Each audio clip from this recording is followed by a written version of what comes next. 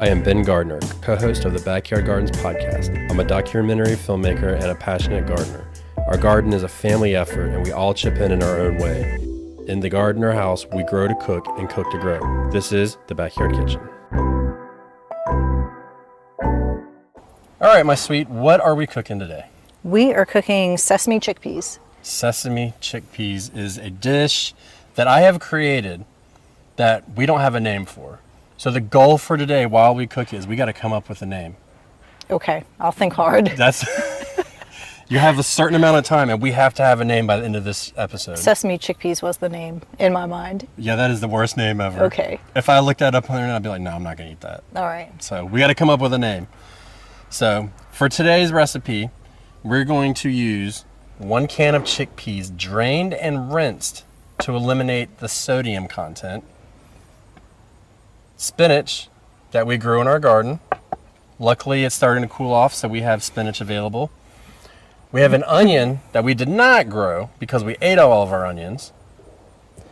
And we have our last bell pepper of the season, which I tried to grow for the seeds, and when I cut it open, I only had 5 seeds, so we're going to eat it.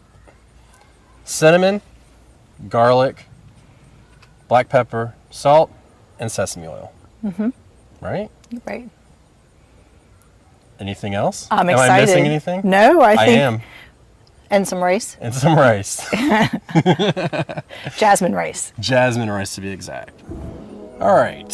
So what we're going to do is you are going to cut the onion and the pepper. And I'm going to take this instead of here.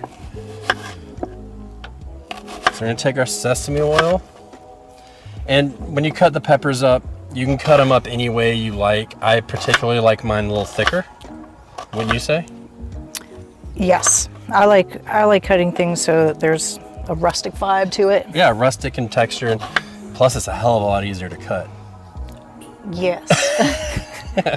And it's quicker. I ain't got all day. We got kids. And usually he's chomping at the bit. I want my food, I want my food. So I'm actually going to start just a little dry on a preheated pan.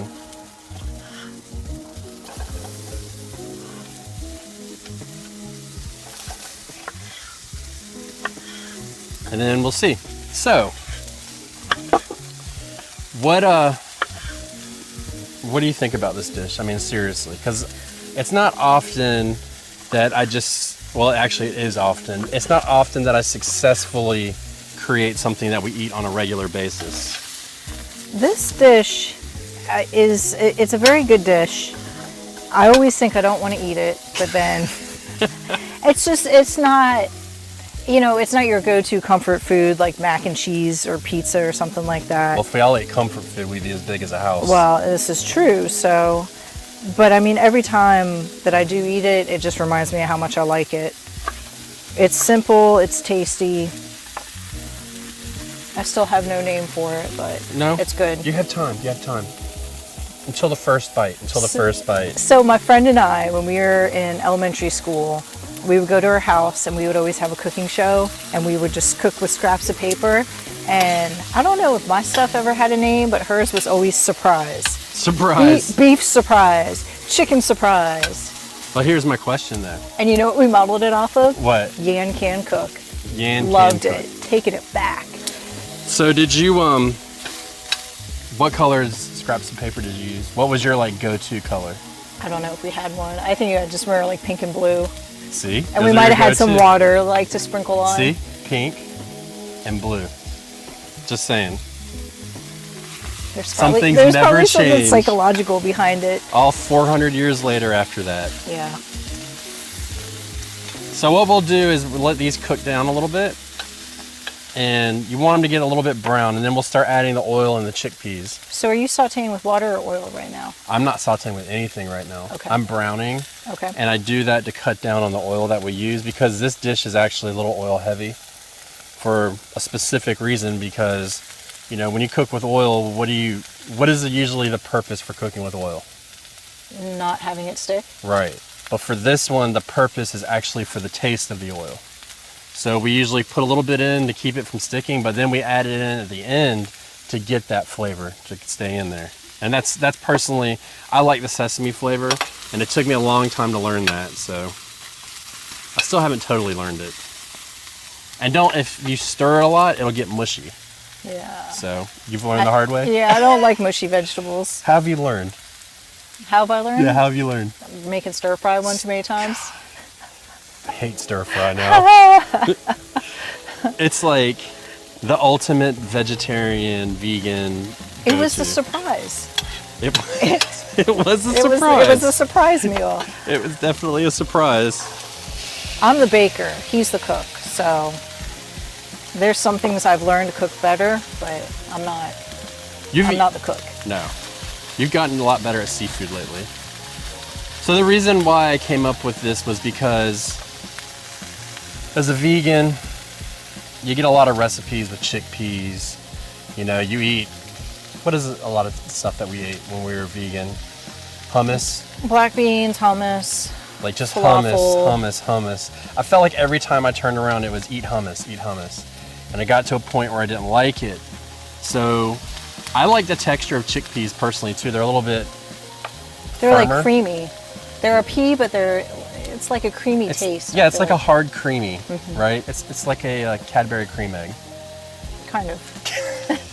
So we're gonna add a little bit of this. A little bit of this here. Ooh. And now we can start to pan fry a little bit. But I was looking for, back to my story that I totally got sidetracked because I was thinking about cream eggs. Yeah. I was looking for a different way to cook them. And I mean, falafel is, do you think it's my favorite food? I don't know. We have a falafel recipe that's amazing. And I like falafel a lot, but it's always mashed. And when we did this, it really changed the game completely. And I mean, now we're not vegan, we're pescatarian, so we eat fish and eggs and stuff like that, but we don't eat any meat. So this is very good, especially like after a day of surfing or something. It's really good. And you like the salt, to be exact. I think, well, the spinach adds that component of salt, and I've always heard that vegetables that grow lower to the ground or in the ground are saltier than ones that grow higher up on the vine. Yeah, because when we cook collards, Yeah. remember we used to salt them and it was rough. Yeah. You don't need a lot of salt for your greens, No, that's for sure. You don't. But I definitely add salt when we eat it too, don't get me wrong. But not as much as you would think. So we put garlic in, I would say roughly about 2 to 3 tablespoons. So the common theme is I think personally, people don't use as much garlic as they could. Yeah. You think? Well, like for me, when I started cooking as a baker, if it says 1 teaspoon, I go by the 1 teaspoon. But that doesn't fly when you're seasoning food. I feel like just more is better. You season to taste. You see people all the time tasting as they cook, and that's really the best way to do it. Yeah, and I mean, things can be different. Like if you get a recipe, like change it, make it your own, right? Like if you don't like sesame, you could probably use teriyaki or hoisin or regular olive oil. Sure, I would say, but I'm gonna say no. You have to use sesame. But sesame is good. As far as like the spices go, they're like if you want it a little spicy, then you add some peppers to it or something. Like I like mine spicy, but nobody else in the family does as much. So I will add hot chili oil to it, and that makes a big difference. I mean, because first of all, it is oil, so there is a little bit extra fat in it, but there is no other flavor than just the heat. Yeah. And that's something that, because a lot of hot sauces and stuff, they still add a flavor. Like sriracha. Yeah. Sriracha adds a lot of flavor to something. It does. It'll overpower your dish sometimes. So I just like to have just the heat. And that's where like putting a fresh pepper in, but if I put a fresh pepper in here and cooked it, then it would be too hot for you. Yeah. So it's a give take. When you're in a marriage, you gotta give a little. You know what I mean? I gotta take care of my family. I feel like you're taking care of me right now since you're cooking the majority of the meal. Yeah. I'm good with food prep, and sometimes I'm just good at cleaning up. You are. You're pretty good at it. I keep things organized. Organization. Organized. And the trick is to just add a little bit here and there to it. But you want to save a good chunk of it for the end. All right, we're gonna crank up the heat now. A whole 1 notch. And then you want to put your spinach, thank you. Spinach in, and you want to give it time to wilt. I feel like anytime you cook with a green, it always gets added last because it's going to wilt quickly. Yeah. And you don't even have to, you can still take it off the heat and have it wilting. But you want to put a lot in.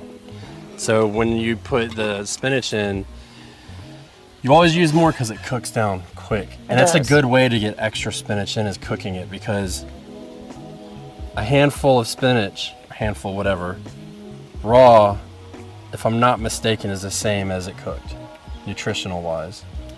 I don't know. I do know that. Okay. I do know that. I was told by a doctor. Then that's the same? Because I had questions. Yeah. So it cooks down like that. So it is a good way to pack spinach in. And it doesn't really add a lot of flavor. You know what I mean? Yeah, not heavy flavor. No, not heavy flavor at all. So then we get to have a little bit extra iron, because if you're vegan or vegetarian, you don't get as much iron. Spinach is packed full of iron. Yeah. Just not, what is it, heme iron? Is that right? Like blood iron?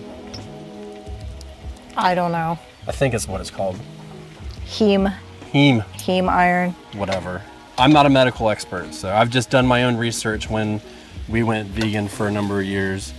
Random medical fact or random nutritional fact: if you wanted to absorb a lot of the iron from greens, the best thing to do is have some vitamin C with it. Yep. So if you drink some orange juice while you eat your spinach, you're going to absorb it better. No, just eat the orange. Or eat the orange. Eat the orange. We don't have any oranges because it's not orange season yet. Yeah. Not quite. Chicky pee. Chicky peep. For the name. Is that it? I don't know. I just looked at you because that might be it. Chicky pee. It's a chicky pee dish. I think I'll go with it. It's weird. It's really weird. I'm weird, so. Yeah, that's That why I works. married you, though. I love you for your weirdness. Cinnamon's weird. Cinnamon. Why are you adding cinnamon? Cinnamon is weird. So, a good friend of mine from high school, he's Indian, and do you remember? Like the country India. Yeah. Indian. And they, his mom cooks this dish. It's called chicken fry. Mm-hmm. Remember that? Remember when you brought us that big pan of it that time? You didn't get much of it because I ate most of it. Okay. So she makes it, and I realized that the flavors were very complex, and I had never had like legit Indian food. And so she used to make it for us in high school and stuff, because we went to boarding school, and it was just something we could enjoy. But she would put a little bit of cinnamon on it, and then we actually started putting it on our naan bread. Remember? Mm-hmm. Yeah. And it adds just a little bit. I mean, as you can see, I'm just putting in the smallest amount of cinnamon. You just want to give a little bit of color. You want a hint of cinnamon. I probably didn't eat the chicken fry, or not a lot of it, because it was probably too spicy for me. Oh, that's what it was. Yeah, because she put She's legit. 4 cups of cayenne powder in it. Yeah. So it was real hot. But so when you cook this dish, there's 2 ways you can do it. You can cook it till the peas are crispy, or you can cook them until the vegetables are done and the peas are just a little lightly brown. What do you prefer? I mean, I like them crispy. You do? I do. Okay, I cooked them lightly brown because I thought that's what you liked. It's all good. You I never mean, know. but you ask me next week and I'll tell you opposite, so. You ain't lying. You are not lying about that. I like one thing we do in our house a lot is we cook different foods from different backgrounds, you know, like I love Mexican food, but also love Indian food. Yeah. Love Thai food, we went on a binge trying to cook Japanese food, but everything had seaweed in it. It all had the same flavor. Yeah. And that was the cookbook that we had, though, I think. Yeah. It was just, But it's nice that if you're not familiar with it, to branch out and give it a try, because, I mean, it's delightful. Yeah. It's very good. So last time we went out for Indian food, if you have kids, you'll relate to this. You might even relate to it in general, but we went there and they had a tour bus of people come, so the service was like mega slow.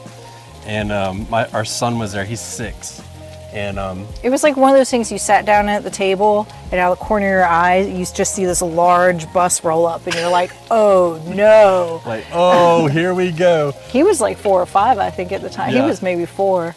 Long story short. David, is the food here? I'm tired.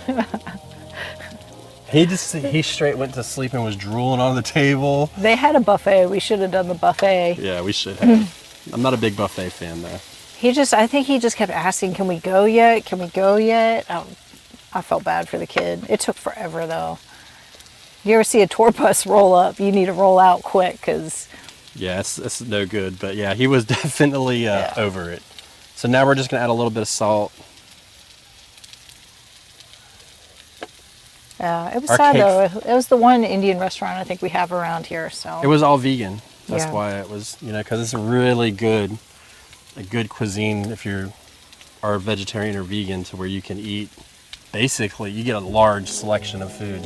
And now if you had naan would be, I mean, that's great with any meal, but it's always good if you have a soupier sort of dish or anything where you just want the extra flavor to have that bread on the Sop it up. side. Yeah. Sop it up. Yeah. That's the key. Yeah. Yeah. Now we've eaten naan with this, and it's good. You can make like a little roll with it, put it in there and eat it, but it's a little too messy. It's tricky to find at the grocery store too. Usually I want to say it's like near produce or deli. It's not in the bread aisle. No. But give it a shot.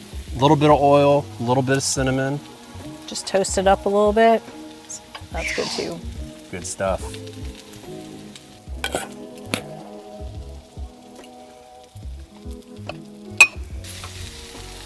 And the rice we cooked in a rice cooker because, quite frankly, it's just faster and easier. We bought like a $15 rice cooker, and that thing has been our best friend. Yeah. I mean, you start a pot of rice, come home. It's hot, it's ready, it's easy to go.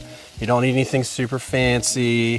the only Just thing nice, is easy rice. you put in a cup of rice, 2 cups of water, and then it's got that button to push it and turn it on. And I have put everything in there and walked away thinking I'll push that button and forgot to push the button. I've been upset about 20 minutes later when I'm like, crap. A little higher quality, maybe, but that's okay. Yeah. And we use jasmine rice. We love jasmine rice. It's like a aromatic. Or basmati. Nah, I like jasmine rice. They both smell very good when you cook I like them. jasmine rice. All right, well, he likes jasmine rice. Woman, I said I like jasmine rice. Better go on with that. Yeah, you ain't lying. That ain't gonna get me far in life. That's why I cook in the kitchen by myself. That is exactly why you cook in the kitchen by yourself. Do you want a little extra salt? Yes, please. So I like to Yes, sir. I like to over season a little bit too, because when you cook and you start stirring things around, you lose a lot of the flavor. Sometimes you get stuck in the pan, which is why the Crispies are so good. Yeah. I like Crispies. You ready? I'm ready. Let's do this. I hope it's not hot as fire. It is. Okay.